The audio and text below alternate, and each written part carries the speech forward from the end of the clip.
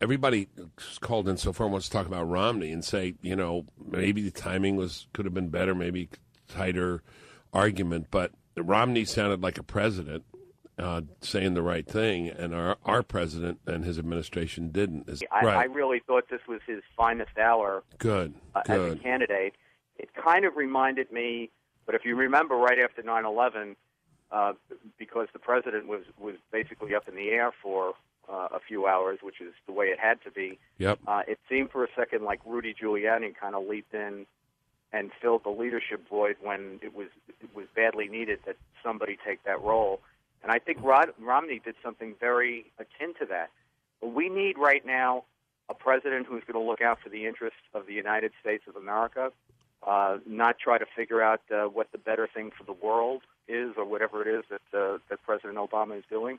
And I must say, Romney's statement was very forceful in defense of American freedoms, particularly freedom of speech, our core values. The Obama administration talks a lot about values, but you come away getting the impression that what they're talking about is President Obama's values, which aren't necessarily American values, or at least core constitutional values. That's what Romney defended. With due respect, I think that what President Obama did in many ways was cowardly, because he tried to walk away from that disgraceful statement that was made by the State Department, by the embassy in Cairo, apologizing for the free speech rights of Americans. And the reason I use the word cowardly, and it's a strong word, and I don't like to use it in connection with an American president, but the State Department was merely following the policy of the Obama administration going back to 2009, where they have been working with the Organization of the Islamic Organization of Islamic Cooperation, this 57 government bloc Islamic countries. And they have been proposing a resolution, the design of which is to crack down on American free speech rights under the guise of making it illegal to incite not just violence. Inciting violence is already illegal under our law, but incite hostility to religion. I mean, that is the OIC agenda going back to the 1990s. The First Amendment of our Constitution stands in the way of that for very good reasons. Obama's agenda from the beginning of his administration has been to support the OIC on that. And Romney stood up for the Constitution, and I applaud him for it. Yeah, me too. I think absolutely. Again, here's the statement that was issued on, read the date, September 11th. The Embassy of the United States in Cairo condemns the continuing efforts by misguided individuals to hurt the religious feelings of Muslims, as we condemn efforts to offend believers of all religions. Today, the 11th anniversary of September 2001 terrorist attacks, Americans are honoring our patriots. Respect for religious beliefs is a cornerstone of American democracy. We firmly reject the actions by those who abuse the universal right of free speech to hurt the religious beliefs of others. Okay, so we get that statement, and then that statement is made again in another form. And that statement is Obama administration policy going back to 2009. Yeah, that's the point. That's the takeaway. This is when Obama quote corrects it or issues another statement. That was cover. They were trying to give themselves cover for what they've been saying and believing for many years. Yeah, and the media has the audacity to tell us, well, the White House, that statement was issued by the embassy without the approval of the White House. Not cleared, right. And they rejected it. The statement is Obama administration policy. What else would they be saying at the embassy? Look, how many more elections and polls do we have to have? Prior to Mubarak being ousted, polling was done in Egypt a couple of times, and what it told us was 2/3 of the population said that they wanted to be governed under Sharia law. Yeah. Most of that 2/3 under a strict interpretation of Sharia law. Then they get a chance to have referenda finally. Everybody says that, they need to have free elections. So first they have a free election about amendments to the Constitution, which, not to get into the weeds about what that was all about, but there was an Islamist position on it and there was a secular democratic position on it. And when they had the election, the secular Democrats got wiped out. They virtually didn't even register. The final tally was 78 to 22%. Yeah. Then they have legislative elections, and not only does the Muslim Brotherhood capture 50% of the vote, but the surprise of the election is not that the secular Democrats are a non-entity. It's that 25% of Egyptians actually vote for these Salafist parties, which are even more rabid, if that's possible, than the Muslim Brotherhood is. So that they stack their legislature 4 to 1 with Islamists, who all say that their first priority is to put the country under Sharia law, and they all admit that their ultimate aim is to have a global caliphate governed by Sharia law. What more do these guys need to do? Yeah, what more? Yeah, to make the point, right? Let's go to Brian in Augusta, Georgia. Thanks, Dave. Good morning, Doctor. What a pleasure to talk to you and a privilege. Thank you. I just want to say about Governor Romney, his coming out with a statement is absolutely it's acceptable. The first statement that did come out, why did that come out from the embassy in such a watered-down and apologetic type of tone? As the commander-in-chief, he should have, in his case, it would have been a random act of leadership if he had come out first and said, this will not be tolerated, and if it happens again, there will be severe consequences on those who perform it. Well, Andy has explained this has been, what that statement does is reflect what Obama policy has been for years.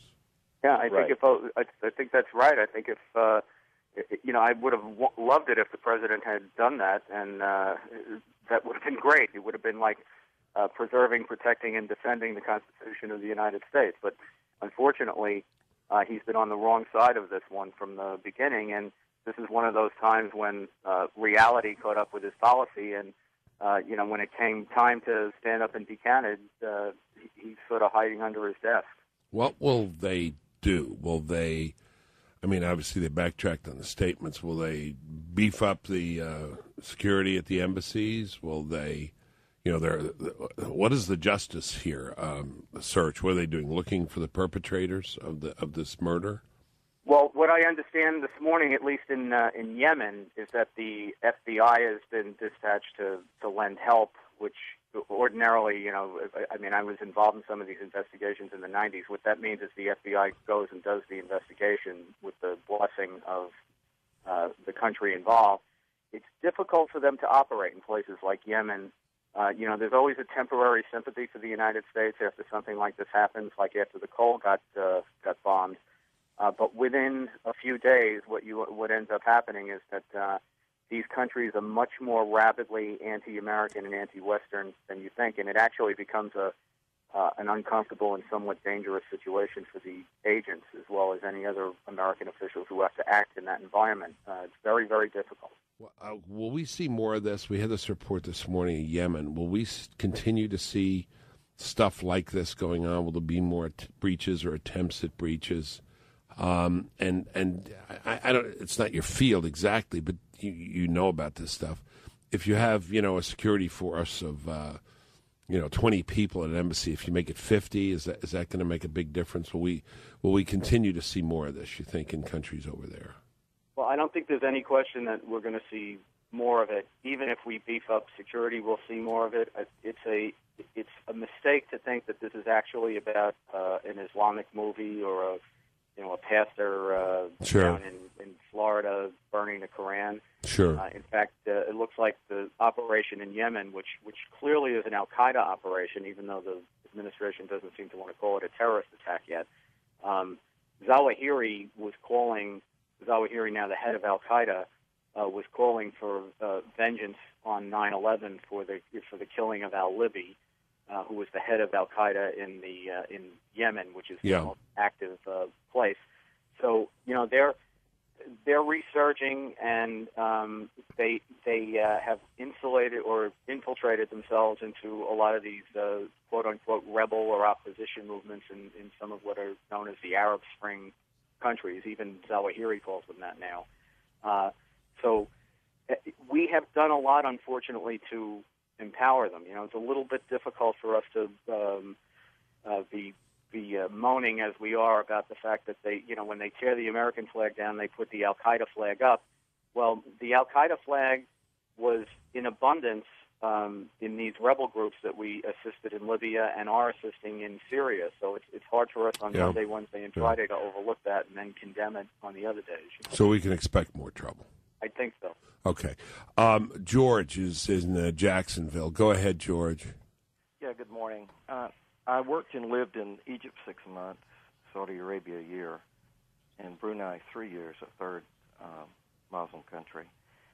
And I see that worldwide, since Carter, the Sharia law has implementation has gained tremendously because we don't have a consistent, well thought out policy of countering what they're doing, and their conquest is based on 6 principles, which Marxists also use.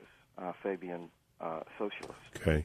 Fabian statist. And Islamists really are a statist type of economy where you never have peace. And the 6 items are, number 1, one-sided diplomacy. They win, we lose. Number 2, mass immigration from countries they've destroyed to countries that are not Islamic. And then the grandkids take the violent textbooks and become radicalized, a percentage of them. Economic power, first selling slaves to us and then now oil. Number 5, political correctness to shut us up. Yep. Number 4, political correctness to shut us up. Number 5, political gains, political power. And number 6, the sword. And we need a consistent, well-thought-out policy to counter all of these things continually. Thank you. Andy? Well, most of what I try to do is to come up with a coherent answer to this, but I think you can't even get out of the starter's box until you realize that there's a fight going on. And, they have the people who oppose us, and the terrorists are only the point of the spear here. The totality of Islamic supremacism is not a fringe ideology. Unfortunately, it is the mainstream Islam of the Middle East. I'm not saying it is in the United States or in Europe, but certainly in the Middle East it is.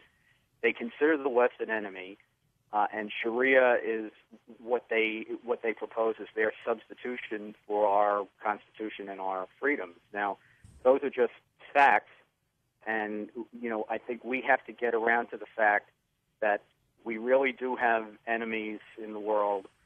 We can't, by pretending they're our friends, make them our friends. Let me interrupt. Does Obama think he can co-opt them, talk to them, find common ground? Does he think that?